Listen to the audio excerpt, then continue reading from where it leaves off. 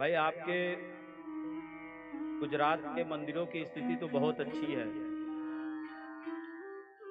और आप गुजरात के बाहर चले जाओ, ऐसे मंदिर हैं कि आपको पहले से अगर दर्शन करना है तो 1100 रुपये देना है, 2100 रुपये देना है। अरे भाई, मेरे पास यदि 1100 2100 रुपये नहीं है तो इसका मतलब मैं दर्शन नहीं करूंगा? मतलब आपसे जबरी पैसा लेंगे, पैसा दो तभी मंदिर में जाने देंगे। जो कि धर्म के ठेकेदार हैं वो ऐसा कर रहे हैं। जो पुजारी, सबकी बात मैं नहीं कर रहा हूँ।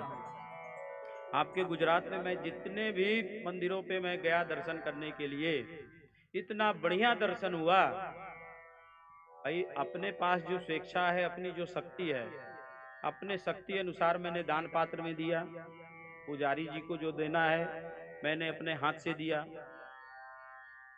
लेकिन और मंदिरों में मैंने देखा कि वहाँ जो वहाँ के पंडे और पुजारी हैं, तो उनको जो है पहले से उनका फिक्स है कितना दोगे तभी दर्शन होगा। तो ये तो गलत बात है ना, कि आप श्रद्धा लेकर के गए हो और वहां जाने के बाद आपका मन अश्रद्धा में बदल जाता है कि मैं भगवान का पूजन दर्शन करने के लिए गया था, लेकिन वहां तो सब उल्टा ही है। तो मंदिरों में, मठों में ऐसा नहीं होना चाहिए। आपके पास जो श्रद्धा भक्ति है, जो आपके पास धन है, वो आपने वहां दान किया, दिया और आप दर्शन करके आ गए। तो इसमें देखिए, दर्शन करने वाले का भी कल्याण होता है और करवाने वाले का भी कल्याण होता है। और उस मंदिर में कभी धन की कमी नहीं होती है। तो नारद जी सब ये देख रहे हैं कि प्रायः जो है तीर्थों का जो सार है वो सब नष्ट हो गया है। मथुरा वृंदावन में जाते हैं, वहां उनको अजीब दृश्य दिखाई देता है कि वहां एक बूढ़ी औरत है।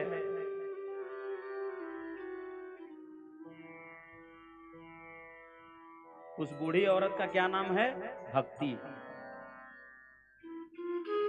पहले तो बूढ़ी थी, लेकिन मथुरा वृंदावन में जाने के बाद वो तरुणी हो गई। तरुणी का मतलब बिल्कुल नवयुवती।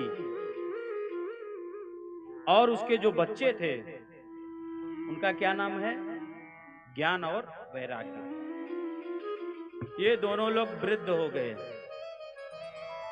और भक्ति देवी विलाप कर रही हैं, रो रही हैं।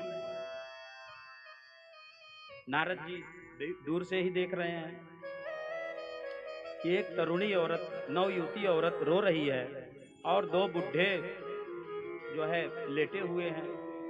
उनको जो है धीरे धीरे सांस आ रहा है और जा रहा है। तो नारद जी को भक्ति देवी पुकारती हैं कि आप मेरी बातों को थोड़ा सुन लीजिए, मेरे पास आ तो जाइए। और वैसे भी नारद कहीं जल्दी ठहरते नहीं, कहीं जल्दी रुकते नहीं।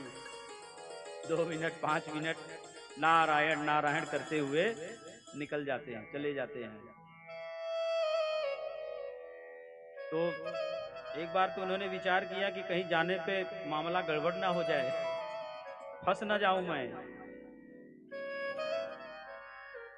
लेकिन देखिए, हमारा आपका ये परम धर्म होता है कि यदि कोई अबला स्त्री आपके शरण में आती है तो उसका मदद करना चाहिए। नारद जी ने विचार बनाया कि इनका मदद करना चाहिए। भक्ति देवी के पास जाते हैं और जाने के बाद भक्ति देवी से पूछ रहे हैं कि आप क्यों रो रही हैं, क्या बात है? तो भक्ति देवी से नारद जी पूछ रहे हैं कि आप कौन हैं, कहां से आई हुई हैं और ये दोनों लोग कौन हैं और आप क्यों रो रही हैं?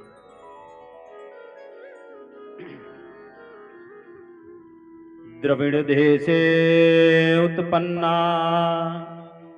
भक्ति देवी क्या कर रही हैं? द्रविड़ देशे उत्पन्ना, द्रविड़ मतलब कर्नाटक। मेरा प्रादुर्भाव, मेरा जन्म द्रविड़ देश में हुआ। वहां से जब मैं आगे बढ़ी तो महाराष्ट्र इत्यादि प्रांतों में, प्रदेशों में मेरा कुछ सत्कार हुआ, आदर हुआ। लेकिन मेरे जो ये दोनों पुत्र थे, ये तो वहां तरुण थे, ज्ञान और वैराग्य, और यहाँ मथुरा वृंदावन में आने के बाद ये दोनों वृद्ध हो गए और मैं तरुण हो गई। अब देखिए, गुर्जर प्रांतों में वो तो वृद्धत्व को प्राप्त, वृद्ध हो गई, लेकिन जब मथुरा वृंदावन में वो पहुंची तो फिर से तरुणी हो गई। लेकिन ज्ञान और वैराग्य ये बुढ़े हो गए। तो भक्ति देवी जी ने कहा कि द्रविड़ देशे उत्पन्ना, द्रविड़ देश में मेरा जन्म हुआ और कई जगह पे मेरे ग्राहक मिले, लेकिन यहाँ आने के बाद मैं तो तरुणी हो गई, लेकिन मेरे दोनों पुत्र ज्ञान और वैराग्य ये दोनों जो है वृद्ध हो गए। तो आज भी आप मथुरा वृंदावन में चले जाओ, वहां आपको भक्ति की प्रधानता मिलेगी। आपको यदि ऑटो वाला भी मिलेगा, आपको यदि स्टेशन से आपको बैठा लिया तो आपसे ये नहीं कहेगा कि पैसा दो, वो आपसे यही कहेगा राधे राधे। हर किसी के मुख पे आप क्या सुनने को आपको मिलेगा? राधे राधे।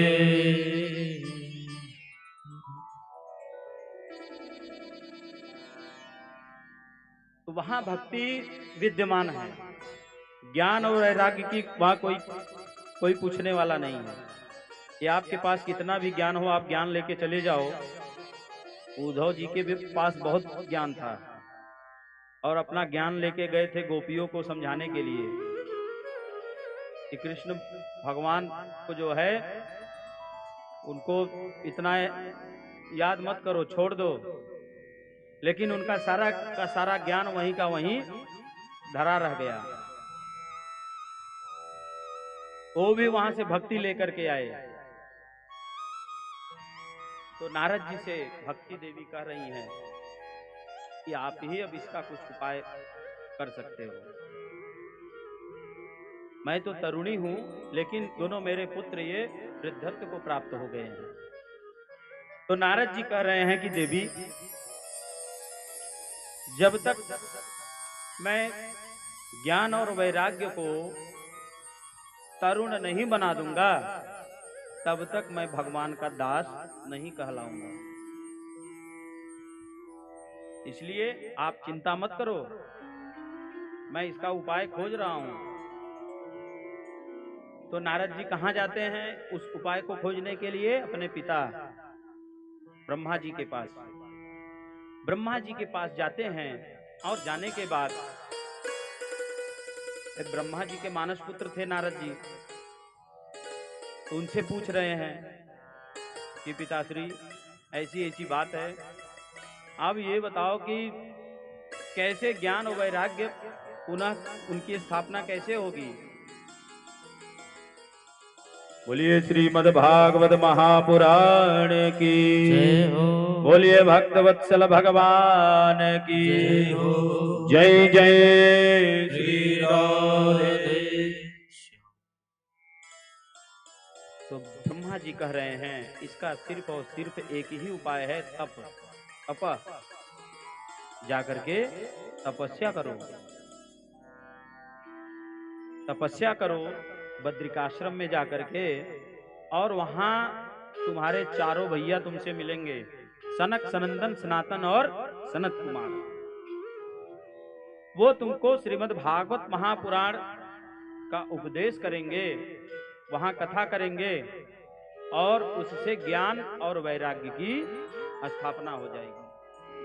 फिर से वो खड़े हो जाएंगे।